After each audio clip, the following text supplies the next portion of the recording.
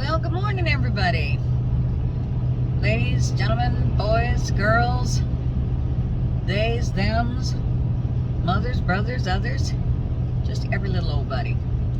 I am just driving through Bowling Green, Kentucky this morning. It's a beautiful day. It's already 48 degrees and bright sunshine, not a cloud in the sky. Perfect travel weather. So I'm really excited about that. Bowling Green, when I started seeing the signs, I was like, oh my gosh. I was in Bowling Green, Kentucky.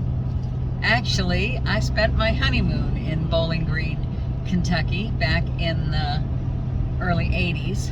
I don't know if you guys know it or not, but back in the late 70s and early 80s, I used to drag race on the NHRA drag racing circuit, and the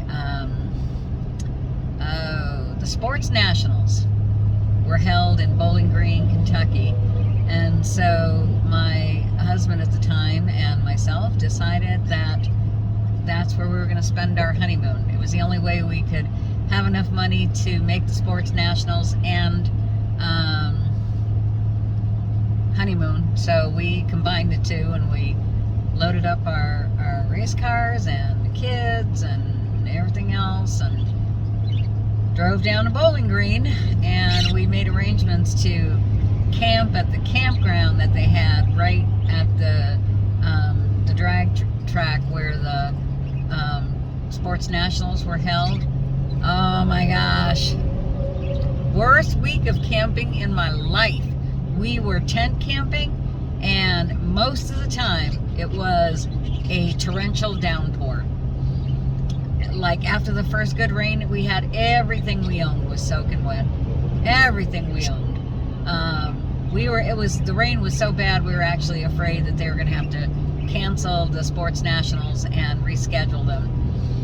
But on like the second or third day, the clouds finally broke, and the race went off without a hitch, and but everything we owned never did dry out. Anyway, so that's my Bowling Green, Kentucky story. According to my GPS, I am 3 hours and 28 minutes from Memphis, Tennessee. And I'm still on the fence about whether or not I'm going to visit Graceland. I've thought about it off and on throughout my life, but never really made a firm decision. I'll have to think about that while I'm driving today. In other news, it was when I overnighted in Hamilton, Ohio, the night before last. The lowest temperature got down to 17 degrees, and I was a little concerned. Of course, I always run a propane heater at night to keep us warm. But I opened up the cupboard doors, where there are sink connections in the bathroom and in the kitchen, to make sure some heat got in there. And yesterday, everything seemed fine. Of course, I didn't use a lot of water. I was basically getting up, having my warranty work done, and getting back on the road. Last night, the low temperature got down to 20 in Horse Cave, Kentucky. How do you like that for a name? Horse Cave, Kentucky. And, we were good and warm, and I took the same precautions again. What am I trying to say? Who the hell knows? So I opened the cupboards and turned the heat up a little warmer than I really would have liked it. And we overnighted at a Love's truck stop last night. Big surprise, right? I actually talked to the manager this morning, but I'll save that story for a minute. I went in last night, paid for a shower, and I waited and I waited and I waited, and I was so tired because of the time change, because now I'm in Central Time, so my clocks are lying, saying it's an hour earlier than it is, but my body is like, get your ass to bed. I ain't fooled. Anyway,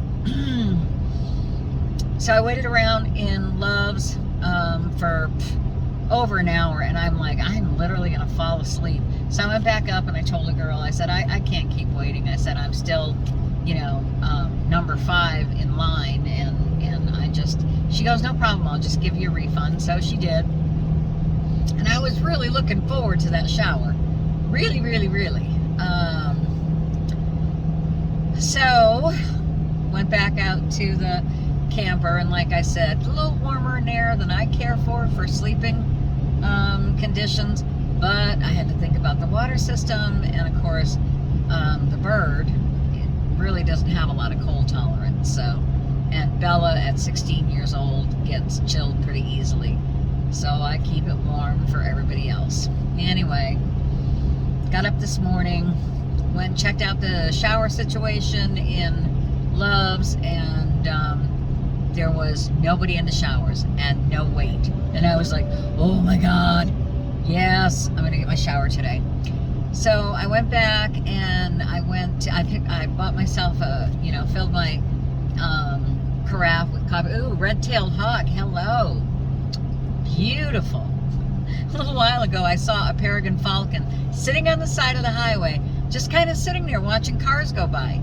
He didn't appear to be injured or anything. Like, he really looked like he was just, I don't know, I'm gonna sit here and check out what these stupid humans do all day long. And he was just sitting there watching cars go by. I was like, well, all right, buddy. So I went back in and I went to turn on some water to rinse my teeth, and no water. And I was like, oh, I probably forgot to turn the water pump on. So I went and I turned the water pump on, and it made a peculiar noise. And I went back in the bathroom and turned the faucet on, no water. And I was like, oh my word. Please don't tell me. Checked the kitchen sink, no water. Tried to flush the toilet, no water. And I'm like, I have a hard time believing that it's the pipes. But, you got no way of knowing. So I realized something was frozen. And that can mean really bad news because, the water heater could rupture lines, could suffer damage itself. I wasn't really, I don't know, I just had this gut feeling that it wasn't the pipes, it was the water heater. So I was like, oh, shoot. Something like that could be a game changer, because I did not prepare the funds for this trip to, I've already had a unexpected emergency vet visit with Bella. Found out that I really did need a generator and had to buy that, and my just in case fund is just about gone. Anyways, I went around, started packing up the generator, and I went around and opened the bin, and in that bin is where the water pump itself is. And I thought, I wonder if it just got pissed off, and if there's any value to resetting it. So I shut it off and I turned it back on, because that's the answer for everything. Your computer, your phone, whatever, it starts fucking up, push the button and reset it, and ta-da, like magic, everything will work again. So I did that, and then I went back in the house and I made sure the water pump was on, and I turned the hot water faucets on, and left them on, so that if the water started flowing, it would just be a trickle. Went into Love's, took my shower, which was like freaking heaven on earth. I could have stayed in that shower for an hour, but that would be rude, because the truckers were starting to wake up, and they want to get their shower before they get on the road too. Anyway, I went back to the RV, and miracle of miracles, water was starting to trickle out of both sinks. So I thought, okay. And I had left the outside bin, the door open, and just prayed that everybody that walked by was honest, because there's a lot of gear stored in there. But the sun was shining on that side of the camper, and I knew that the sun would shine directly on the water pump and warm it up. So I thought, I'm just gonna have faith in everybody around me, and I'm gonna leave it open while I go take my shower. So I did, and that seemed to have an impact. So yay, crisis averted. That always makes me happy. And then I had to refill one of my propane tanks, and the guy that was filling, an older guy, I would say probably older than me, he was like, are you traveling alone? And I said, I am. And he said, oh my goodness. He said, don't you ever worry about, and I just looked at him, I said, about what? And he said, well, you know, safety, and I mean, the world's kind of a crazy place right now. And I said, to be honest with you, I don't really. I don't, because I, in spite of everything, still believe that people are basically good and good-natured and compassionate and kind, and the others that we hear about are the exception, not the rule. So I have faith in people, and I said, in case I am wrong about someone or an area or something, well, then I have provisions for that. He was like, oh, you carry? And I said, I do carry. And I said, I also have a taser, and never had to use any of them. Never even really been in a position where I felt like it might be a possibility. They're there just in case I make a bad judgment call. So he was like, wow, that's amazing. That's amazing. And I was like, well, thank you. So he was really nice. He, he filled the 20-pound tank, which weighs about 47 pounds once it's full. And he's like, where's your rig? And I said, right over there. He carried it over there, and he hoisted it up the 3 stairs and got it into the, the RV for me. And Bella jumped down off the couch, and he was like, oh, you have dogs. And doesn't she make a lunge right for his hands? And I said, careful. And he's like, I got thick rubber gloves on. She's not going to hurt me. But man, oh man, that was her intention. And he says, she may not be a big dog, but she's all teeth. And I was like, mm-hmm. And he said, well, good. I'm glad that you have someone to protect you. So he's a really nice guy. And I do meet some of the nicest people. I have great conversations everywhere I go. And I'm really thankful for that. But anyway, that's the update. Crisis averted. Still heading to Memphis, Tennessee. And that song keeps playing. Most of you are way too young to remember this song. There used to be a song about long distance information. Oh shoot, now I got Marie is only 6 years old. Information, please. Try to put me through to her in Memphis, Tennessee. That was back in the day where you still had to make a long distance call, and there was an operator plugging cables into different things. Anyway, this guy was trying to get in touch with this little girl. He was away from home. I can't remember what happened, but he wasn't with his daughter, and he was trying to get a hold of her. That song's been playing in the back of my head all day. Anyway, crisis averted. I'll let you know later if I decide to go to Graceland. I feel like it's almost sacrilegious to Elvis and his family to be that close and not stop in.